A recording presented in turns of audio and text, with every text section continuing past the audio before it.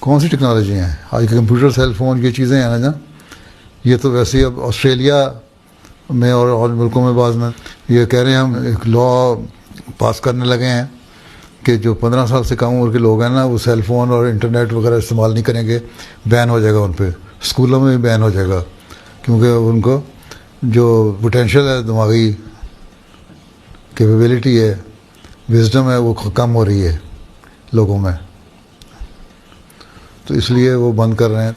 एक तो है कि स्क्रीन टाइम तुम्हारा सिर्फ 1 आवर होना चाहिए डेली, चाहे वो टीवी देखो या इंटरनेट देखो। और स्कूल से तुम्हें जो काम मिलता है, होमवर्क, वो भी तुम इंटरनेट पे करते हो, आईपैड पे। हाँ, हाथ से यूँ करते हो ना। तो बस 1 घंटे से ज़्यादा स्क्रीन टाइम नहीं होना चाहिए, और उसमें भी अच्छे प्रोग्राम देखो, हैं, फजूल किस्म के प्रोग्राम में देखो जहाँ देख रहे होते हैं।